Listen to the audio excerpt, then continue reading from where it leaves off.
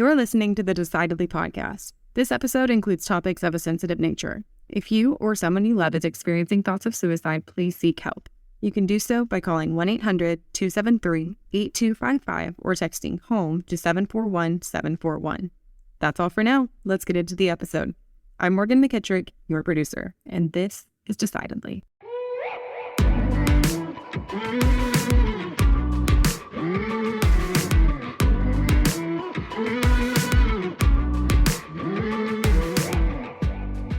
So before I came to your office, I was at the gym. I was on one of the treadmills.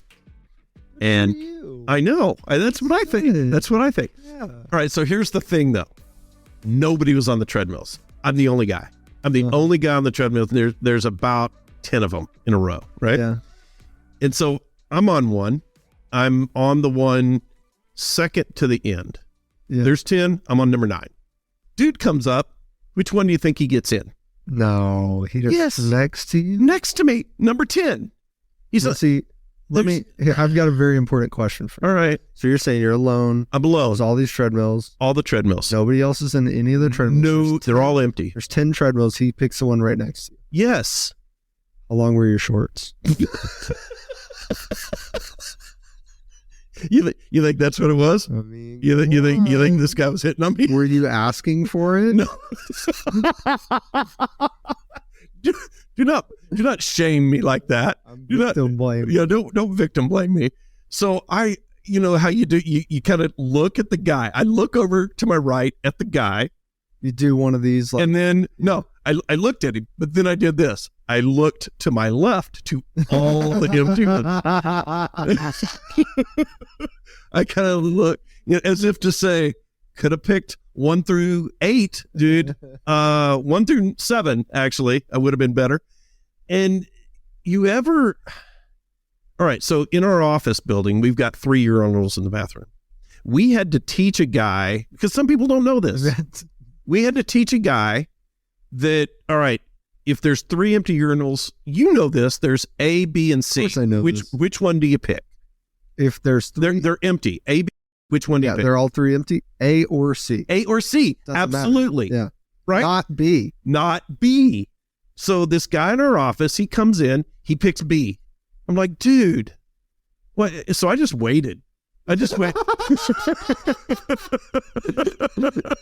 Stood there behind him looking at your I'm like, hey, let me teach you a man thing that nobody ever taught you, apparently. When you come to an empty bathroom with 3 stalls, you pick A or C. We always leave B empty. B is never to be used. One time there's another unspoken male rule, which is if you see someone in the restroom, you don't talk to them in the restroom. No. Right? I remember one time I tell this story to people particularly like women don't believe this. One time I was in public. I was in like college and I saw you and I didn't expect to see you. And we both looked at each other and just kept doing our business, got out of the restroom. We're like, oh, hey, you don't talk in the restroom. You don't stand next to another man while he's peeing. No, you don't get on a treadmill next to someone else. You don't get on the treadmill next to somebody. Here's another one. All right. Since we're talking about decisions inside there, if you're in the stall, all right, there's a stall and you're sitting, you're in whatever you're doing in the stall, you're in the stall. Okay. Right. Somebody comes in, they go to the restroom, they're washing their hands. Don't come out of that stall. You wait till they're done. You wait till they're done. Till they clear the area. Right. Then you can exit. Then you get out on your own, right? That walk of shame, you're coming out of there. That one I think is more for us. I mean, if I'm washing my hands, you want to come out, that's on you, but it's weird. It is awkward. Then I especially if there's one sink, and then you just got to stand there behind the guy while you're just waiting. Kind of don't touch anything. Yeah. It's awkward. That's awkward. Well, perhaps I'm interested to see how you segue this into anything. You could be more empathetic towards those who don't know the rules of the male race. There you go. And lucky for you, we've got an expert on empathy on the podcast today. David Waldy is a life and business strategist, personal coach, speaker, and author who empowers entrepreneurs and leaders to get out of their own way and fix what's out of alignment in their leadership. He has a really compelling story, man. After nearly taking his own life and experiencing a divine wake-up call, David left his corporate career to reinvent himself, rebuild his family, and redefine what was possible in his personal and professional life. He now spends his time empowering leaders through his philosophy of fierce empathy, which enables us to look in the mirror, face the facts, and confront the challenges that hold us back from success, fulfillment, and aligned abundance. He's worked with thousands of entrepreneurs and leaders from over 40 countries and shared stages with influencers like Tony Robbins and Russell Brunson. We talked about a lot with David. What a great guy. I mean, we think about life and business the same way. So it was really cool to spend some time with him. We discussed how even the right decision can result in negative consequences. Victimhood may be appealing, but it makes you weak. We have to be willing to wrestle in the darkness. We talked about defining who you want to become before deciding how to get there, and rewiring your brain for your alter ego until you believe it about yourself. Stick around. You may learn something. My name's Sanger Smith. As always, I'm with my dad, Sean Smith, and this is Decidedly.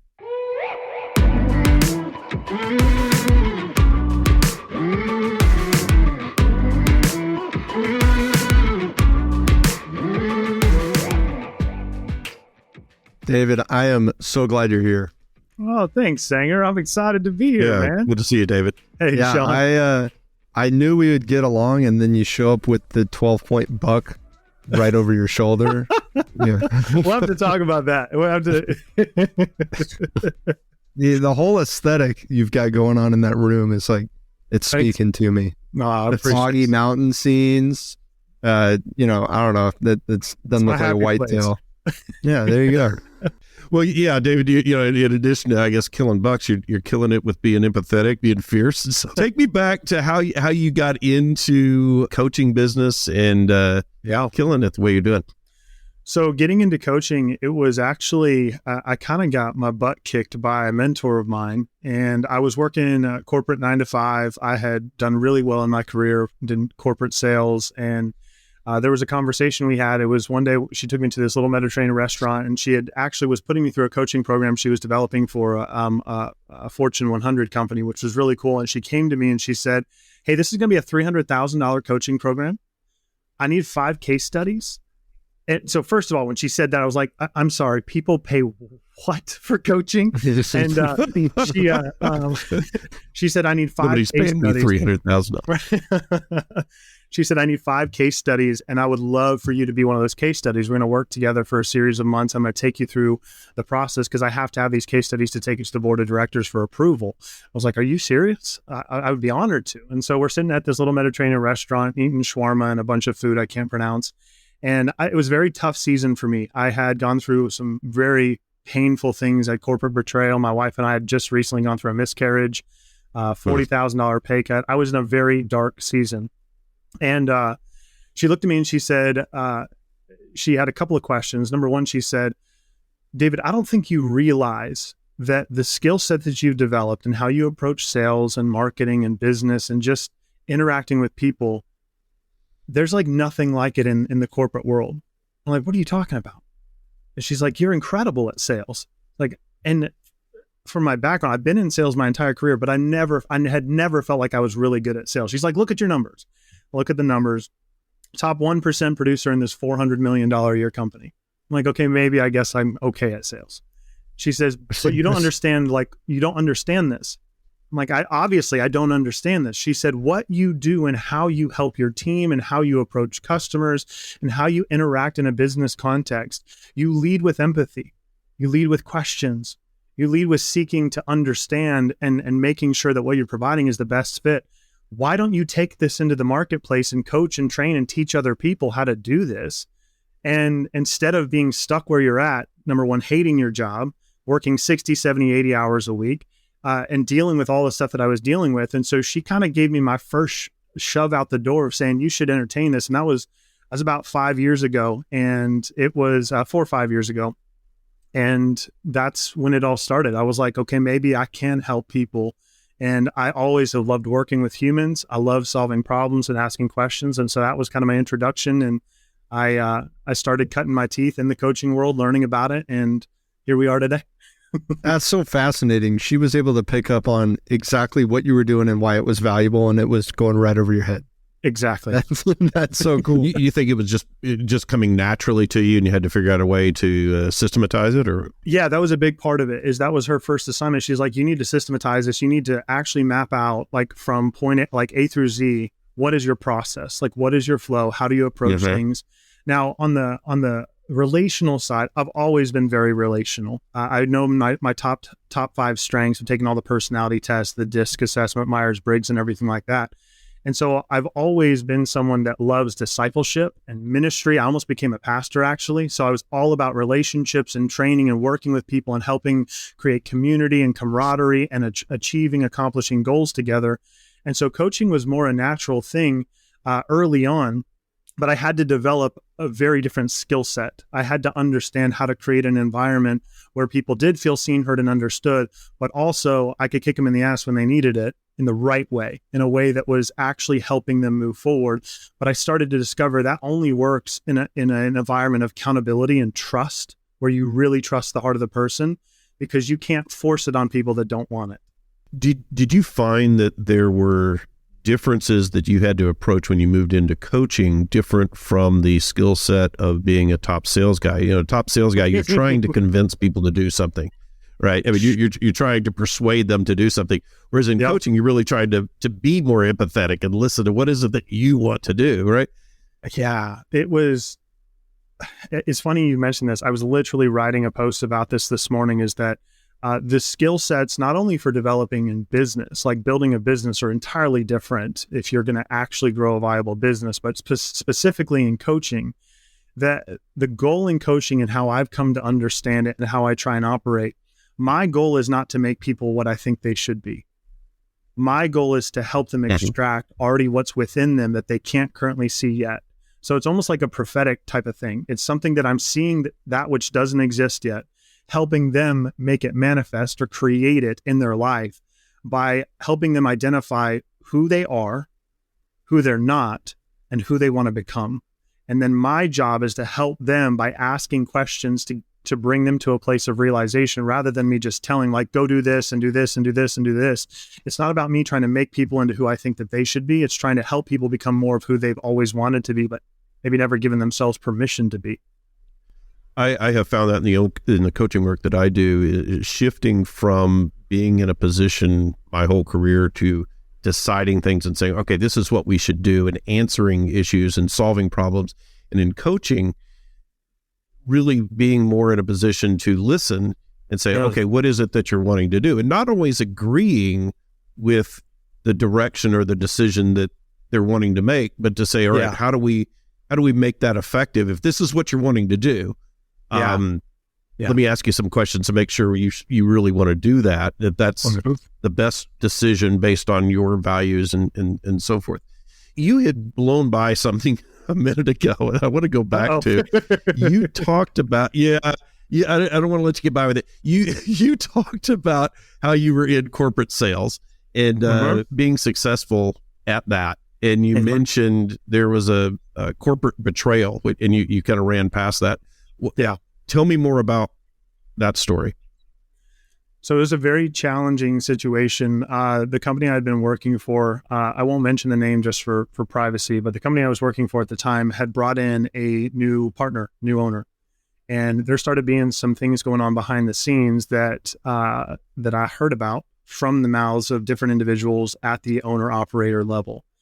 And the owner that had been there previously, I had developed a tremendous relationship with over the years. I went to that individual and told them what was going on, and it backfired big time. I tried to be honest about these things that I felt like were unethical, were somewhat immoral, like 100% not okay inside of a business context. And I brought them to this individual's attention saying, I think there's a lot of stuff here that needs to be addressed, and I don't know who to go to, because the individual that had come in, that secondary partner, that owner, had become my boss. So what do you do when your boss is the person who's doing the stuff that is not okay? Who do you go to, right? Especially if there's no one above them. So I was in a unique position that I went to the other partner, and it ended up getting completely twisted around and put back on me. I literally was the fall guy for everything that happened.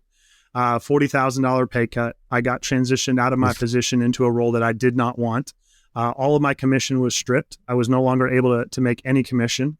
And I was still overseeing a team that was generating millions and millions of dollars a year in sales.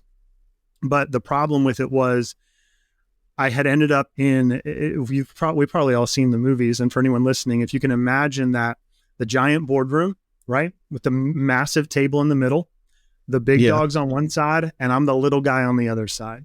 Down at the other end. Yes, I've seen. Right. I know what you're talking about. That's exactly what happened. You know, the stale coffee stain smell coming from the floor from previous meetings. And what ended up, it was a very, very painful meeting because not only was I was cursed at, I was literally told that my entire team was disposable. The only reason that I was there was because I was too much of a financial asset to lose and they did not have someone to replace me. So the only reason that I wasn't getting fired. They said that directly to you? They said that directly to me. I was too much of a financial asset to lose. And the reason it was so painful is because at that time I was making probably close to $140,000, $150,000 a year. And I was terrified. I mean, I'm in my mid 20s, right? Mid to late 20s. From the outside looking in, I'd made it. I got the glass corner office. I got the company car. I got the company credit card. I'm making over 6 figures. I'm winning. Except inside, there was so many things that were going on. Not only that, but I was 60 pounds heavier than I am right now. I was dealing with suicidal ideation, constant panic attacks, anxiety attacks. I hated what I saw in the mirror. I was failing as a husband. I was failing as a father. There were so many layers that went into this. So this was kind of like this final straw situation sitting in this boardroom where I already feel like I'm failing in every area of life, but everyone on the outside looking in saying, he's winning. Look at Waldy. He's winning. Yeah. And I felt like a hypocrite. I felt like a fraud. I felt like a terrible human being. So to have them say that in the midst of everything else I was dealing with. Again, this was about 3 months after my wife and I had gone through a miscarriage. They'd already gone through this entire process of trying to navigate all of this change. And I was scared. I was terrified. Everything in me wanted to walk away. But in my head, I'm thinking, I can't walk away from this and just go replace a 6-figure job overnight. No. So I've got to continue to tough this out. And so the timing for that mentor that I had, she's a friend that I've gone to church with for a long time. But the long and short of it was very shortly thereafter, this fast forward, that was probably February, March. It was actually 2018. In April of 2018, that same month, I ended up at home alone, standing in front of the mirror with a Glock in my hand. And I was done. I was done. Everything that everyone had ever told me I was supposed to achieve in life had achieved, and there was no fulfillment. There was no joy. I just felt like I was failing on every single front. And the hard part about this, though, Sanger and Sean, through this process is that I'm active in church. I'm reading my Bible. I'm leading worship. I'm listening to every podcast. I'm reading every book on leadership, on personal development. Like all of my spare time is working on myself, trying to get better and better and better until I end up in front of the mirror and I'm done. And in that moment, what I heard was very, very clear to me. There was a couple things that I heard that I felt like were the voice of God. I heard, and this is why I was so excited about this podcast. We'll talk about this in a second. You get to decide, you get to commit, and you get to become. I am with you and I am for you, but I can't fix this. You have to put in the work required.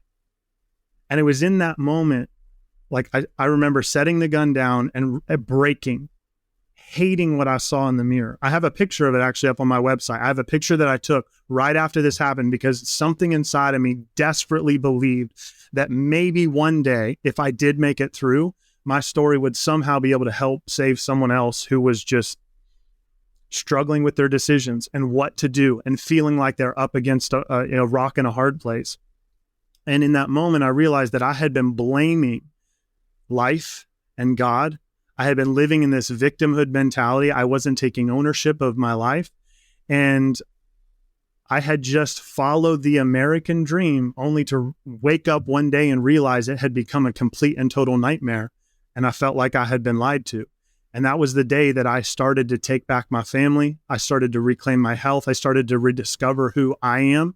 And that process led me into, really the next 4 to 5 years to where we are today, of just completely changing every single aspect of my life. I love how comfortable you are sharing that. There's so much subtext in each of our lives that underrides the decisions that we make. And so outside looking in, it's hard to see why would a guy with, beautiful wife and kids and nice job, and what do you mean he hates his job and he doesn't just quit? Well, when you feel like crap, that doesn't seem like a very logical option. It makes sense. It makes sense that you would feel stuck. Hey, maybe you could have gone out and gotten a job very easily, but you're not going to feel that way when nothing else is going well. And clinging on to the areas of life where we are winning, even though maybe they're not healthy for us anymore. Like, so much of us just want to be seen and be recognized for succeeding in something. And it's like, if we find that, we might grip it to death, no matter how bad it burns our hand. Right. Yeah. But you're so open with and so comfortable being vulnerable. It's really like transformative for your message. And it is impacting people, because I feel like most people we've made a lot of progress as a society of being comfortable sharing our emotions publicly, particularly mental health issues. But we're still not where we need to be. We're still not where we need to be. The best part of your message that really, really resonates with me is that you do get to decide. And that is the scariest and most freeing message in existence, is you get to decide. It's all up to you. Now the scary part is it's all up to you. The best part is it's all up to you, man. Right. Like it's all in your hands. And I think that our popular culture really rejects that message. And we're going through what I hope is a change in the public attitude. Right. Right now, the victim mentality is pushed by corporations. It's pushed by politicians. It's pushed by our musicians. It's pushed by everybody, because it's so easy and comforting. And when we live in a society and in a culture that's already saturated with comfort, then the mindset of, I'm broken, I'm a victim, I can't help this, it's somebody else's fault, is very, very appealing. And when somebody comes along and says, hey, it's actually in your hands, that gets a lot of pushback, because that would cause me, as someone who is wallowing in my own self-pity, to acknowledge all of this past, all of this past pain was avoidable, right? And that's not a good feeling. But when it comes out of the mouth of someone who can say, hey, I've been there, then I think it has a better chance of being listened to. My hope is that, like the biggest thing, and Sean, I'll let you go right after this thing, or what you just mentioned, is that that day, you hit it spot on the head, is that I had to learn to take ownership without internalizing shame and guilt and regret. Yeah. Which is the biggest thing I think that people struggle with, is the fear. They're like, I don't want to wrestle. Like Brene Brown has a great word she uses, is rumbling with vulnerability. Is that I don't want to rumble with my shame and my guilt. I don't want to get into the arena and have to wrestle with that.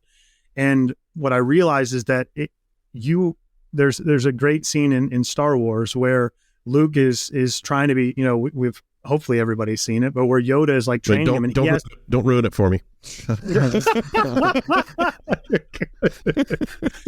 But he has to go into this dark tunnel underneath this tree, and he doesn't want to, but he ends up going into the darkness in order to wrestle with the stuff that's really affecting him inside. And sometimes we have to be willing to wrestle with that darkness and take ownership of the fact that, yes, there are things that have happened to us that were outside of our control, but we can blame, we can criticize, we can live as victims, or we can recognize that you're right. We have a decision, and when we can take ownership of those decisions, but not slip into the guilt and the shame and the regret, that emotion that causes so much dysregulation, we can then walk out of that darkness empowered to become who we want to be. So, Sean, go ahead. Yeah. Well, I agree with you, Sanger, that the victim mentality and sort of looking at that is very digestible in our culture right now. It's people want it because it cuts against this issue of personal responsibility and decision making, to say these things are forced upon me and I don't have a choice, which is really just the opposite, that we decide how we're going to react to all of these things in our lives. And David, in your story, and thank God, literally that you made the decision you did not to complete that. But do you remember when you were coming out of that, what your first thoughts were, what your first decision was? I do. My first decision was, I need help. I decided to get help. I knew that I couldn't do it on my own because I didn't know what to do. I knew that everything I had tried to do and everything that I had focused my effort and intention and energy on, I've obsessively read since I was a teenager. I had all the knowledge. I had all the books, all the podcasts, all the TEDx talks, all the conferences, all of this stuff. We can have so much knowledge and awareness that's very different than taking action. And so I remember the first decision I had to make was, I need someone to help me. And so I decided to actively pursue that help. And that's when I really, really started to understand more about the world of coaching and consulting and mentorship and masterminds and workshops and conferences, and why people invest so much money and so much time and so much energy into getting support and solutions from outside sources rather than just looking within, because I believe we do all carry it within, but outside perspective is invaluable. And so that decide, commit, become that I heard became kind of that slogan for me. Is the first decision was, I had to pursue someone to help. I knew I needed to do that, but I also knew that the one thing that I had never given myself permission to do, and this came out of that conversation with my mentor at that little Mediterranean restaurant. She asked me a question that completely caught me off guard. My entire life, I'd always heard the question, what do you want to do with your life? Or what do you do? Right? What do you do? When you're a kid, what do you want to do when you grow up? Mm-hmm. She asked me, she said, David, who do you want to become? And I didn't have an answer, guys. I had no answer. I was like, I don't really know how to answer that. And she let me sit with it for a minute, and she said, well, let's do this. If you could think about anyone past, present, or future, who would you want to model or emulate? Someone whose life that you look at and you say, hey, I'd like to recreate that to some degree. And of course I said Jesus, and she laughed and said, wrong answer. You can't say Jesus. So I was like, cheat. That's a cheat answer. That's a cheat answer. And so, so I looked at her and I said, well, I guess to some degree, I really have, tremendous respect for the impact that Tony Robbins has had. Now, probably not use as many F words. I don't want to travel as much as him, but the fact that he's willing and able to stand in front of people and to help them get breakthroughs, I was like, I really, really respect that. So I feel like I'd want to become something like that. And that process of starting, making the decision to define who I wanted to become, was one of the most painful, challenging things, because I didn't believe, Sanger and Sean, I didn't believe I had permission to do that. My background, I come from a very, evangelical Christian background. My conditioning was, God determines who you are. He says who you are. You have to find your calling. You have to find your purpose. He's hidden it somewhere for you. And your number one job is to become exactly who God says you're supposed to be. And I lived my whole life being like, God, why don't you tell me who I'm supposed to be? That'd be freaking great, because then I'd know what I'm supposed to do. Let me know. I'm talking to you every night. And so it was freeing, because she said, David, you have to give yourself permission to define this for yourself. And no one had ever presented it to me that way. That's such an interesting perspective. You're right. Growing up in the church, that's the message, right? Is that, obviously I want to live a life in alignment with God's will and not my own. But if one thing that I don't think is spoken in the church as much is that if you are genuinely with a pure heart pursuing truth, then then your will has a lot better chance of being aligned with God's will, right? So the things that seem like they might make sense to you, we don't have to wait for this clear burning bush symbol from God to say, yes, no, you can go pursue a career as a coach. And a lot of us, like, I waited for that too. Well, Sanger, I didn't mean to interrupt, but the question, like you just said, what is God's will? Because every single person you ask seems to have a different definition. Yeah. We're not going to know. Well, I think we're not gonna know the answer. I think when there's a lot of I think imposed shame for people saying, well, this is what I want to do. This is what I want. This is what I want for myself. And we impose a lot of that shame, I think, particularly in the church, to say, well, you need to put God first. And I think that's right. But I think God gives us this free will. God gives us the ability to choose. And God gives us, more importantly, gifts that are embedded in you. So you don't have to go out to the desert to find yourself. Look at where you are right now. God gave you those gifts. You're where you are. You have those gifts internally already. And the expression of those is what we should be doing. And seeking what you want is perfectly fine if it's worthy goals in alignment with the gifts of those values. Yeah, I think if you're pursuing that with a heart that is in alignment with the Spirit, like when I say we're not going to know the answer to what is God's will, is I'm not going to get a step-by-step instruction manual for my own unique life experience on earth. I'm not going to get that.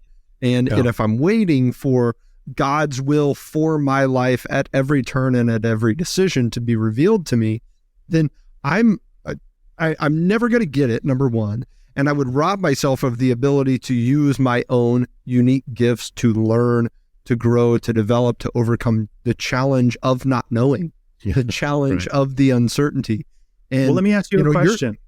Let me ask you a question, Sanger. I think that this is useful. Or Sean, I'd love your response too, because what I was stuck with what you guys are talking about is that I was so fully convinced that if I'm going to define what I want and who I want to become, that was intrinsically selfish and wrong. That's why I didn't have permission. So what would you say to anyone who's listening now is like, David, Sean, Sanger, I'm not allowed to define that. I can't. That's selfish. I know that my heart is deceitfully wicked. I know that the dreams and desires and things, how do I know that what I want is God's will? It feels selfish and I don't want to be selfish. I don't know if I can answer it for someone else, but I can say that this is how I answer it for myself, which is that some of what I struggled with finding, what's the most, passionate thing that I could pursue? What's something that is going to be obviously clear for my life? And for a while, I didn't have anything. And I was kind of waiting in the same similar experience as you, waiting for God to tell me what to do. And it just didn't happen. And I asked a lot, I asked very often, what am I supposed to be doing? And at some point, it wasn't a revelation moment. It wasn't an epiphany that I had. At some point, I came to peace with the life that I have, the opportunities that I have, knowing my Father and the knowledge that He shared with me in the industry that I am currently in now. That's a gift. So to pursue that, although I in the beginning of my career, kind of judged myself, that's too easy. Dad already taught you everything. You got a leg up on the competition. That's too easy. You're supposed to go out and cut your way through the jungle by yourself. Cut your way through the jungle by yourself, because that's what he did, and that's more admirable. And I felt judgment from others on that, but I think I probably put the most judgment on myself. I said, well, so this can't be it. And I really rejected it, didn't want to do it. So much that I picked a major in college in agriculture, which has nothing to do with personal finance. I get there and I find out that the agriculture school has a financial planning program. Now that should have been in the business school, but it was in the agriculture school. Maybe that was a sign for you. And that was the moment where I go, okay, all right, I can't run from this forever. But to say, well, I'll pursue the thing. Do I get personal satisfaction out of it? Yeah. Do I make money doing it? Yeah. Does it serve me? Yeah. It's not, I'm not saying it's some noble Mother Teresa ambition that I have to change the world and, for no personal gain at all, period. But to honor God in the best way that I can is to use the gifts, the tools, the privileges, the opportunities, the resources, and everything that I have within my grasp to further something that is aligned with what I know to be in God's favor, which I think the work that we do to improve the lives of the families that we serve is in God's favor. We're not passing out Bibles on the street corner. We're not preaching in West Africa. It doesn't have to be that direct line, but I know it is truth. What we're pursuing is truth as a company. What we're pursuing with Decidedly to say, hey, we want to help people make better decisions. Why? I can look in the mirror and say that is objectively providing good into the world. Is it the most noble and selfless good of all time? No, but it's good. I'm not putting evil out into the world. And I guess I can look at that and go, well, that seems to be God's will for my life now. I don't know if I'm answering your question articulately. No, it was good. It was good. David, how did you determine that empathy was your gift that you wanted to help put forward for other people? Through a lot of anger, Sean. Relatable.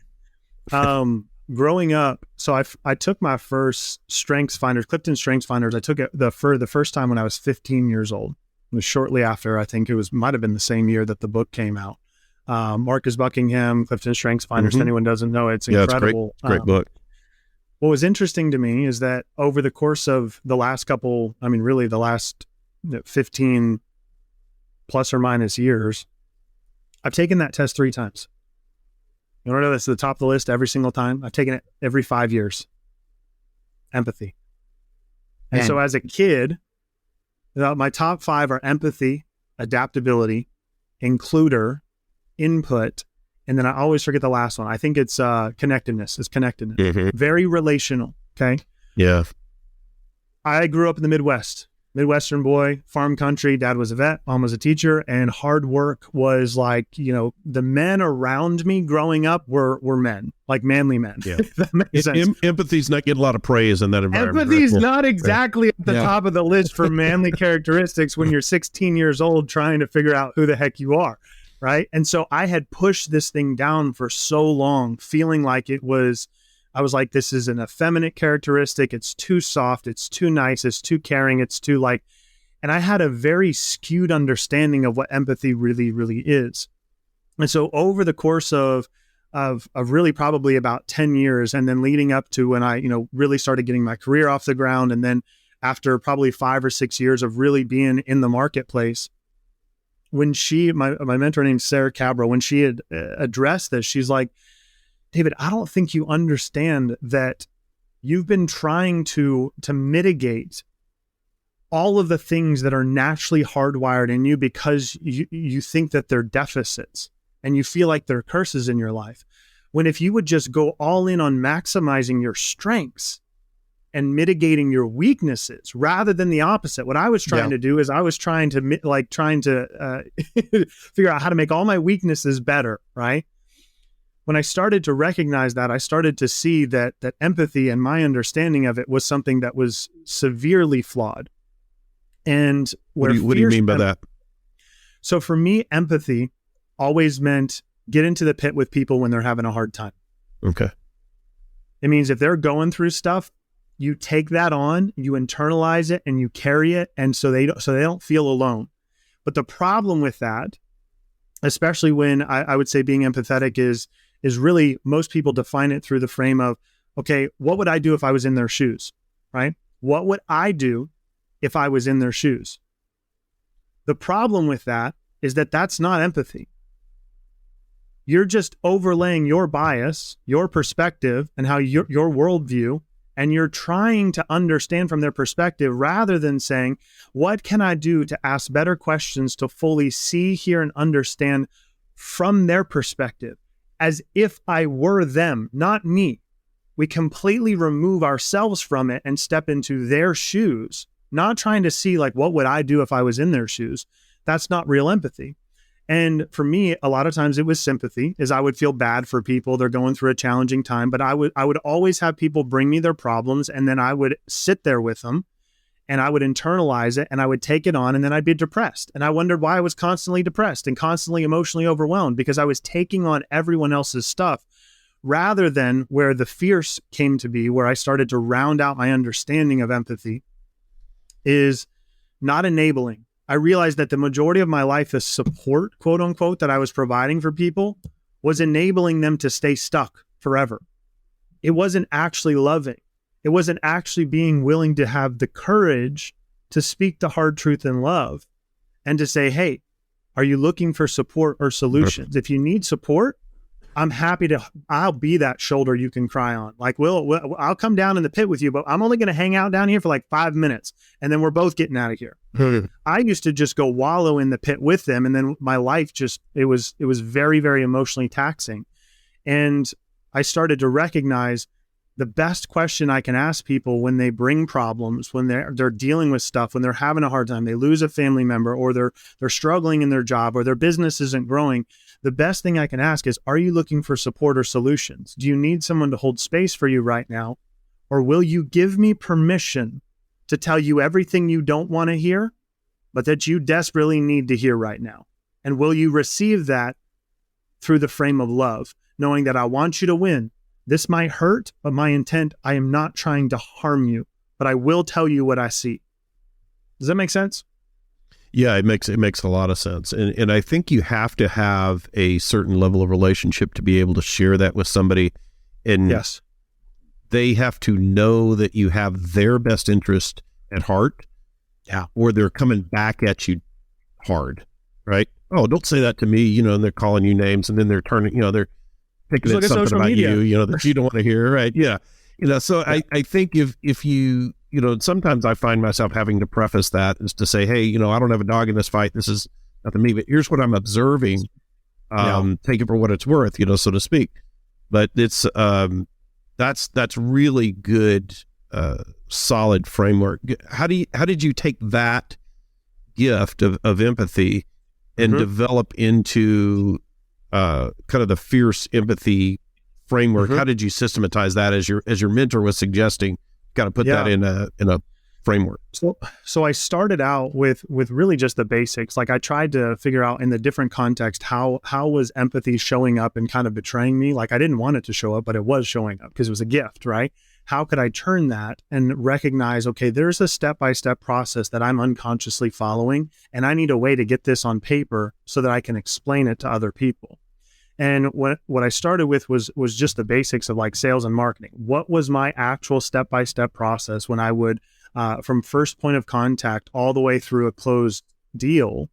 How was I handling that along the way? Like, what was I actually doing? And over time, that transitioned out of all things business, sales, marketing, operations, team, organizational development. And I started really leaning into emotional intelligence and behavioral psychology and neuroscience, and starting to understand more and more about how we interact as human beings and the most effective way to serve people. Because that was really my heart. I've always believed that success is found in serving people well. There's a couple of great books. One is called The Go-Giver. If anyone listening's never read it, it's a phenomenal book. And I always wanted to be that connector.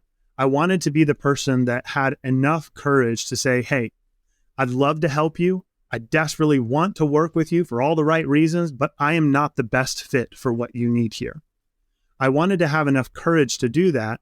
And what I realized was that I was almost doing that by default. When I would go to consults with clients, I was never trying to sell them on anything.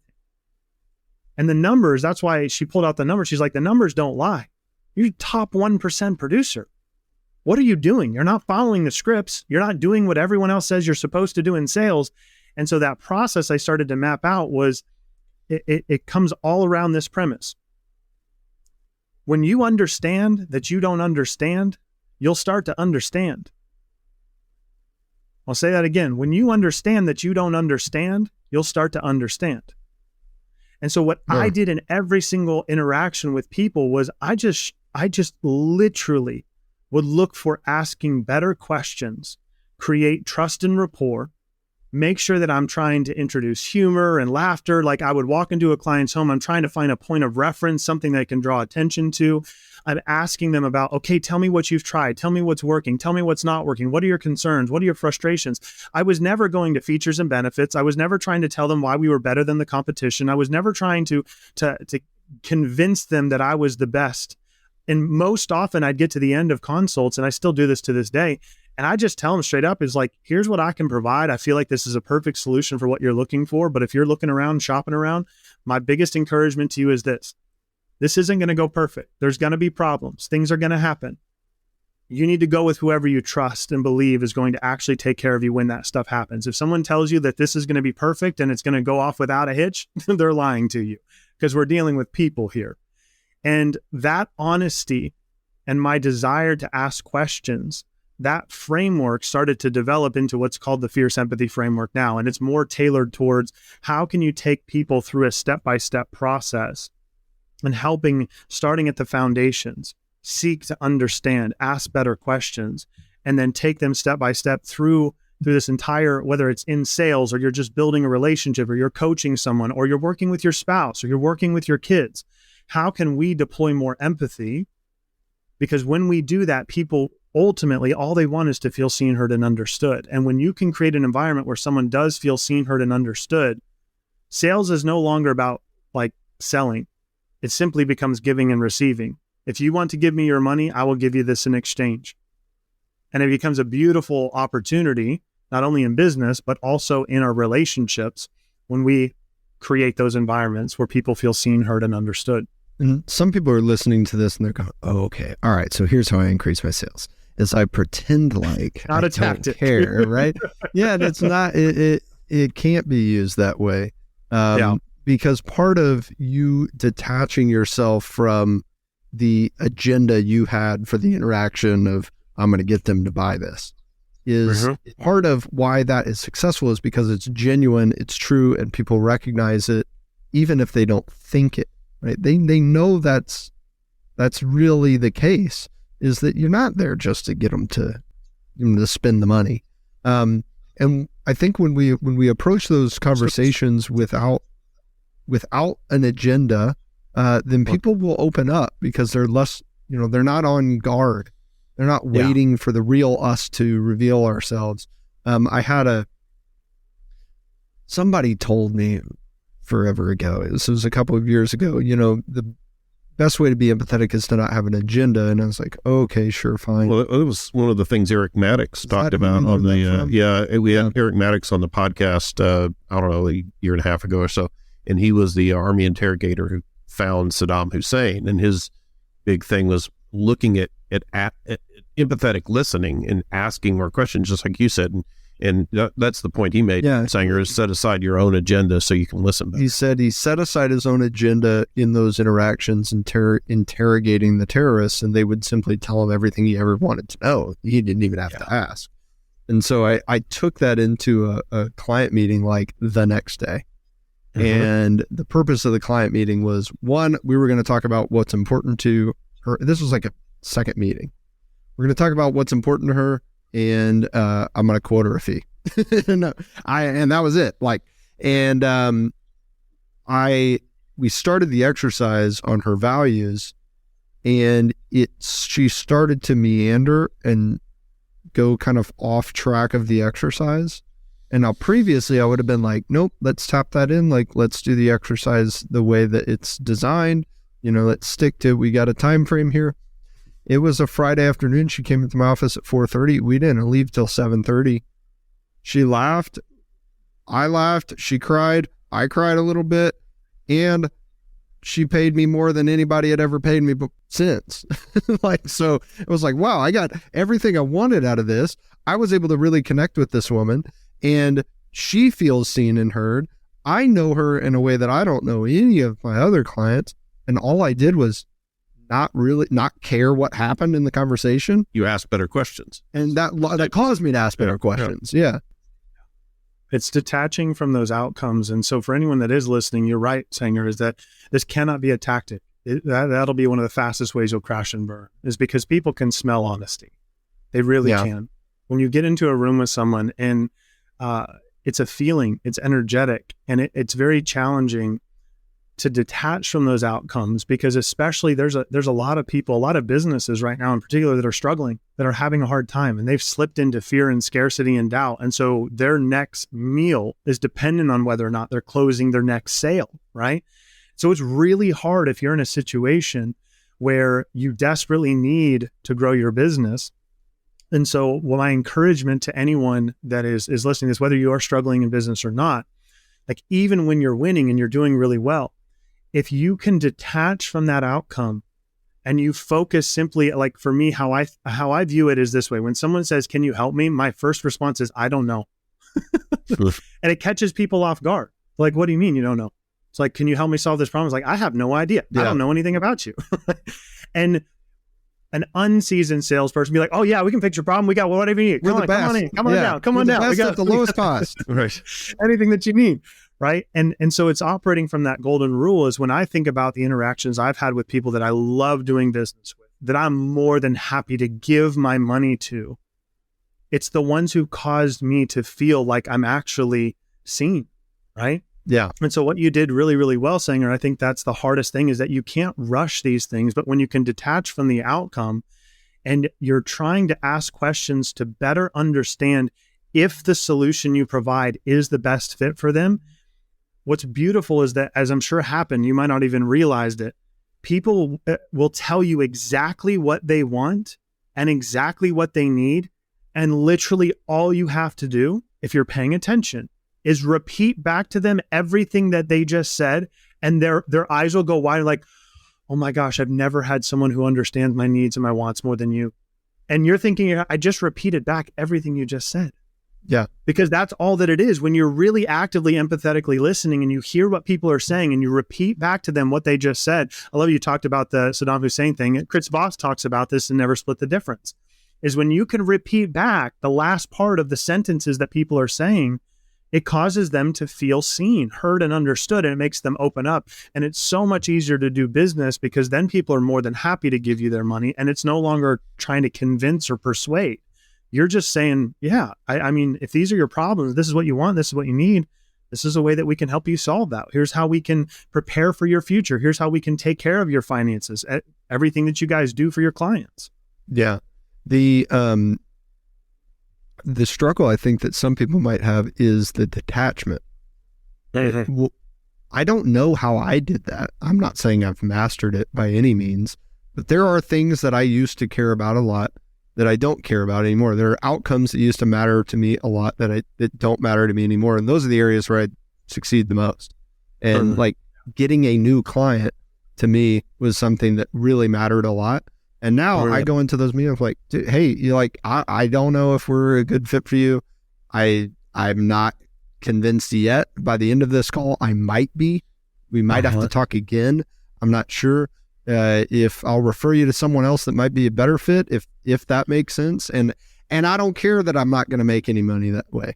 And I don't know why I don't know what happened in my life to make me feel that way. But I wish I knew what it was, so then I can tell you what it was for me. It happened almost the first month I was in the business. And I was talking with this prospective client who was going to hire us to do asset management work for them.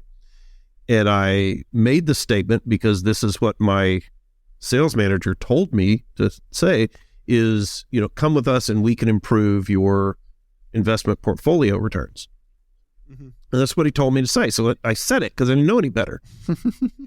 and this person stopped. And this is where I learned. So I learned this early on. Yeah. And this person said, "Sean, you haven't seen my portfolio yet. How do you know? How could you possibly know if you could do better?" And I was like, "Well, that's, you got a point there, Yeah. And I never did that again. And I started asking questions, what do you want out of a portfolio? What do you want it to do for you? What concerns do you have? I started asking better questions and kind of grew, but it was that defining moment that helped me see that. So, but did that cause you to be detached from outcomes? No, you still have to have the outcome, but if you can get to that outcome honestly, I don't care in a first client meeting with a prospective client. I really don't like. What do you mean you don't care? I don't. It doesn't make it. Doesn't care at the outcome? It does not change anything for me if they hire me or not. Oh, no, that's not what I'm saying. Yeah, you should be detached from needing to sell somebody. You never want to go into a position saying, I need to force this person into that outcome. What I was saying is that your objective is, if your objective is to help that person, you want to ask the right questions so you could determine if you're the right person to help them. Yeah. Well, so, but David, what did you do that allowed you to detach from the outcomes more? So I think a lot of it had to do with, again, that defining who I wanted to become, because as I started to define who I wanted to become, not just in my sales role, not just in my business, but as a husband, as a father, it started dictating and determining every part of my life that needed to change. And that's one of the things I love about what you guys are doing here with this podcast, is that our decisions affect everything. And I think so many people are asking the question, like, what do I need to do? What do I need to do to get better in sales? What do I need to do to improve my marriage? What do I need to do to get healthier? What do I need to do? What do I need to do? What do I need to do? And it's not that that's a bad question. I just think it's not the best first question. Mm-hmm. I think the best first question is, who do you want to become in whatever role you're looking at? Because when you can start to define that with clarity as a salesperson, right? For example, or as a business owner, as an entrepreneur, if we define that, say, this is the type of entrepreneur I want to be known as. This is how I want to be seen. This is how I want to be talked about. This is how I want to carry myself. This is the impact that I want to have. This is the legacy that I want to write. This is, all of these things, and we get crystal clear. Then what you need to do starts to get crystal clear. Yeah. Because now every single action has to come into alignment with who you said that you would be. And if it's not, it's a hard no. And so when you go into a client interaction and you say, this is the type of salesperson, or this is the type of entrepreneur that I am going to be. I'm going to be known as the person who is honest, who operates from a place of integrity, who is willing to own up to the fact that, yeah, we cannot solve every single problem. Yeah. Right? We don't have a magic potion back here that can fix all of it.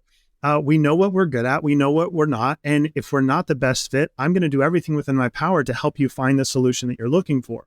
That's who I want to be known as. And so when it comes to detaching from these outcomes, just like Sean said, it's more about, okay, I need to understand you at the deepest level possible. Because if I can understand where you're at and what makes you tick, and what are you concerned about? What are your, frustrations? What are your fears? What's going on here? Why do you want this solution? When you can understand that, then you can, in good conscience, present the solution, the prescription to whatever that problem is, and you feel really, really, really good about it. And so for anyone that is trying to figure out how to detach healthily, because the truth is, as entrepreneurs and business owners or salespeople, we're always going to have sales in the back of our mind a little bit. Like, it's always going to be kind of hanging out back there. I think the best way to get it as far back as possible is to help. To say, my number one job is to help. And I don't know if I can help, so I need to ask you a bunch of questions. And if you're cool with that, let's dive into this. And then I'll let you know whether or not I feel like this solution is the best fit or not. And I feel like people just are starving for that in the day and age that we live in, because trust is so severely lacking. And everyone's trying to front, and we see it on influencers and social media and all that stuff, right? We're a very untrusting culture right now. And I don't foresee it getting much better unless there's some significant changes. So the best way to develop trust is honesty, vulnerability, integrity, and asking better questions. Because when someone asks us questions, we're like, oh, they actually care? Yeah. Interesting. Rapport immediately. Yeah. Right? One of the most interesting learnings of my past maybe 12 months is something that you just hit on. So you said, what we have to do is first to determine who we want to become before we determine what we want to do or how we're going to get there or whatever. And my learning has been that running a business, all of the lessons of how to run a successful business are the same lessons of how to run a successful life, right? When you start your business, you don't start with what are you going to sell? You start with, who would this business be? Why does this business exist? You start with that with your business, right? What's the very first thing you're going to do? You're going to come up with a purpose statement. You're going to come up with values. You're going to come up with a BHAG. You're going to come up with like an aim.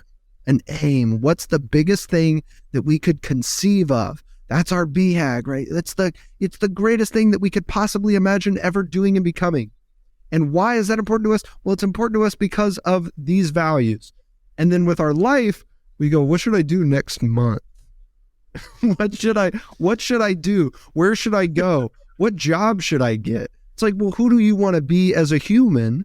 And then once you've answered that as a human, then it doesn't matter what your job is. It doesn't matter where you're located. It doesn't matter what hobbies you pursue. It doesn't matter the things you do in your free time, because you will figure out all of those things that align you to who you want to become. If you start your business with, who do we want to become, then it doesn't matter what you sell. It doesn't matter who you hire. You're going to figure all those things out. One of the things about business is, obviously a business has to make money to exist, but the purpose of the business can't be to make money any more than the purpose of life is to breathe. I mean, you need to breathe to live, but you can't just exist to make money.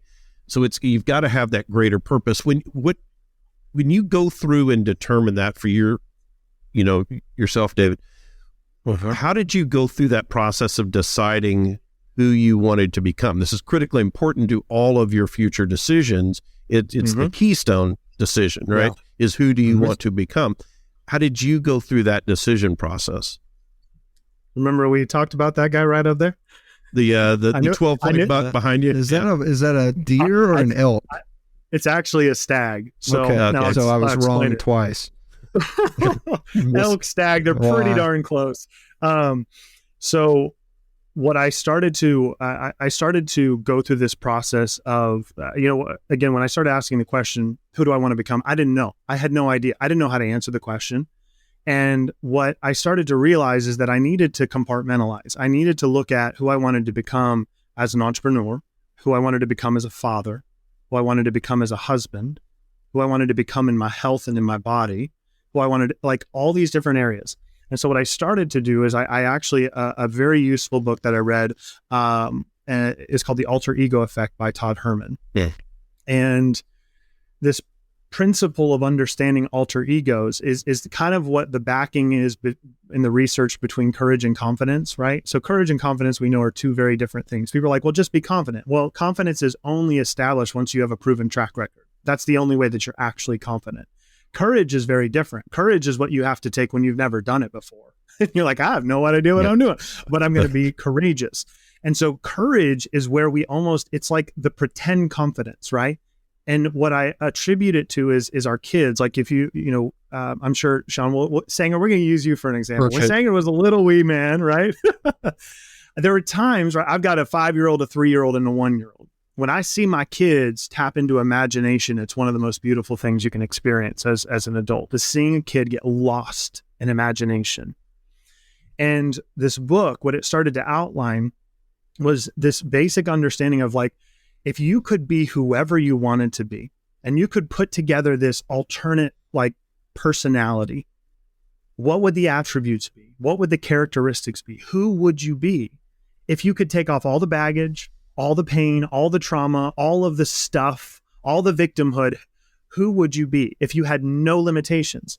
And so in this book, it has you kind of go through this process of crafting your alter ego. And so my alter ego through this process it was an amalgamation of a few different things. Number one, Captain America. So I had Captain America, Daniel from the Bible, a stag, and Aragorn from Lord of the Rings. So my name was Captain Daniel Staghorn. So I had to literally, I just made this name, Captain Daniel Staghorn.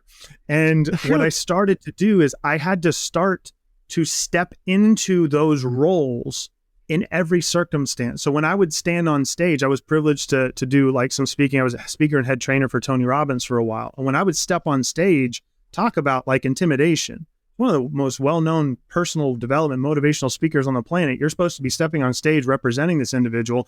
I was not confident. I had to have tremendous courage. So what I would do when I would step on that stage is I would think, how would Captain America handle this right now?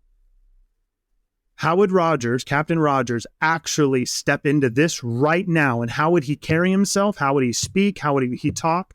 And so in practicing, like the stag, for example, for me is more about my family. It's this presiding, right?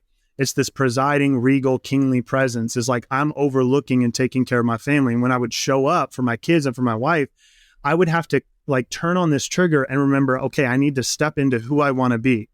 I'm Captain Daniel Staghorn. I know this sounds hokey, but when you imagine enough and consistently, you actually start to, the research is now proven, you start to rewire your brain. Your neurochemistry change. Yeah. The neuroplasticity in the brain, you start to believe these things about yourself until one day you wake up and you're like, oh my gosh, I don't even recognize myself. I have become everything that I said that I would be. Now I've got to redefine success and who I want to become next. I need to create a new version. But for me, it was this process of taking courageous action and becoming extraordinarily accountable to be the father I wanted to be the husband I wanted to be, to fix my health, to build the business. And so those steps really came down to getting crystal clear and writing out these things. And I'll give a quick little exercise, 2 exercises for anyone listening that you can use to help you with this.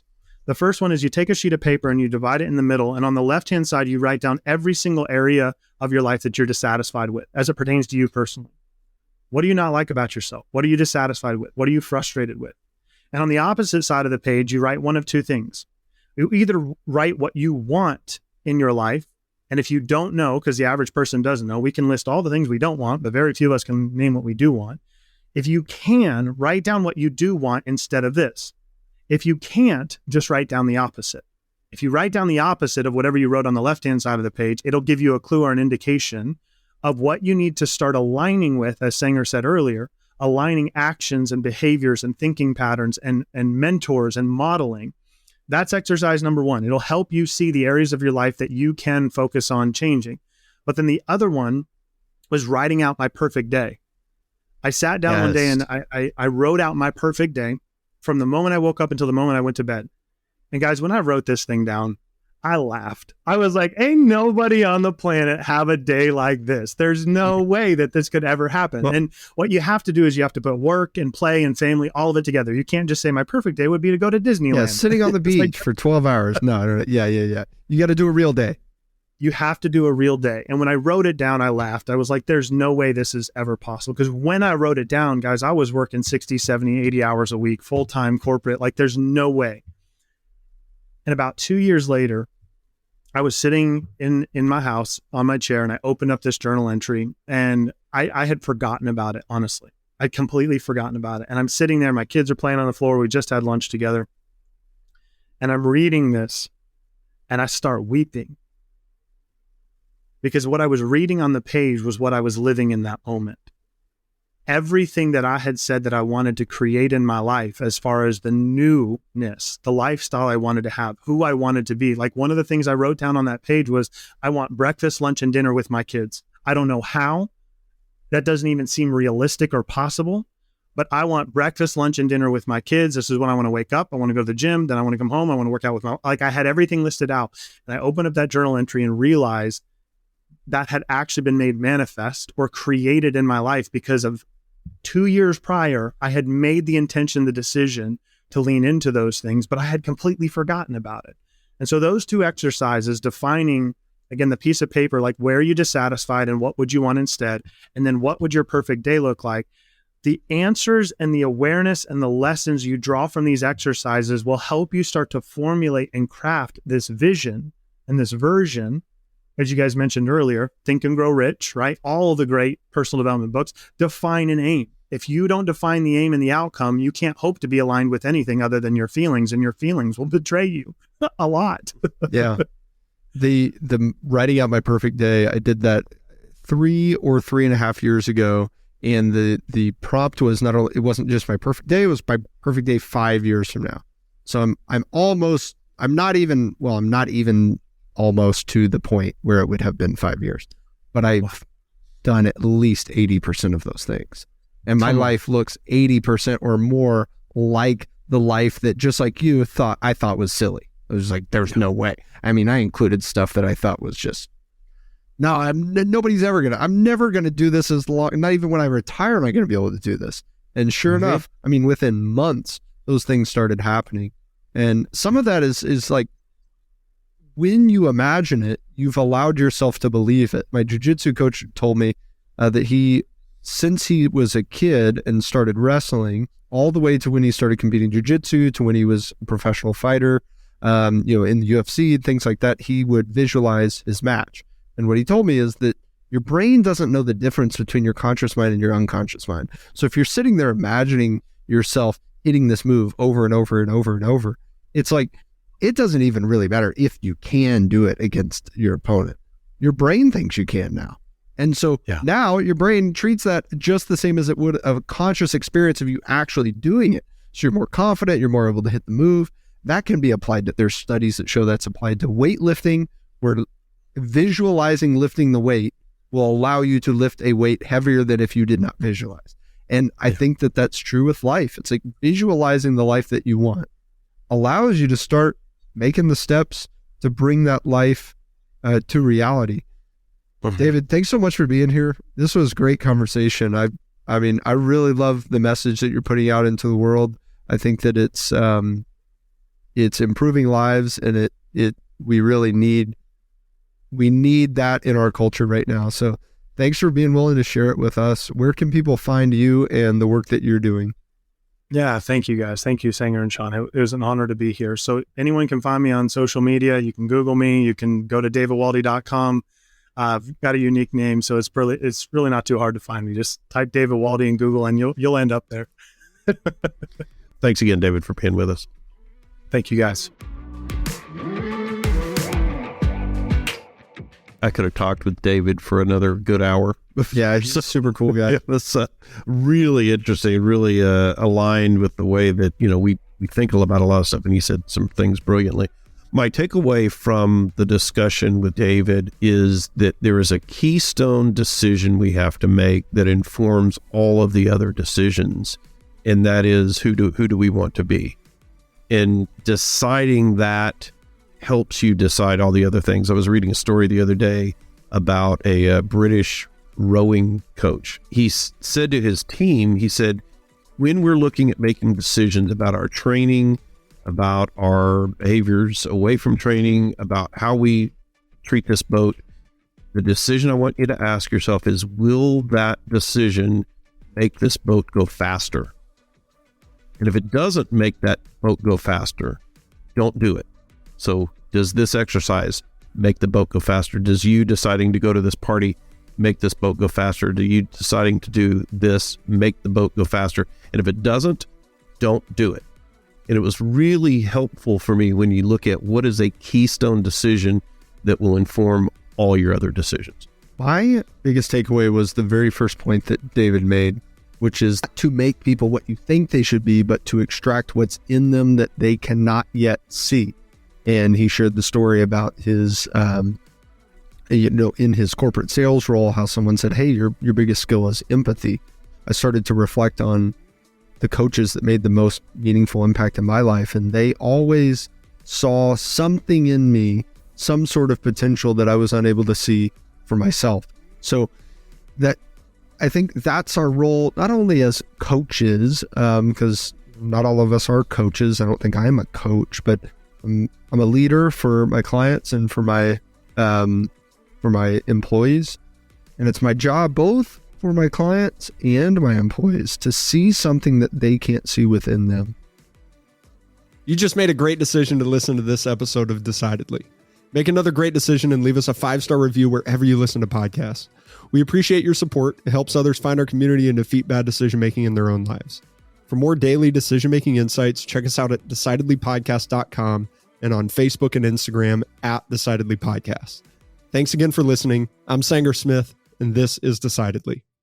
Insights, advice, and comments provided by Sean Smith, Sanger Smith, and speakers identified as part of the Decidedly podcast should not be considered recommendations. Speakers not identified as members of Decidedly are expressing their opinion, and their statements should not be construed as reflecting the views of the Decidedly team. This podcast is produced solely for informational purposes, not personalized advice.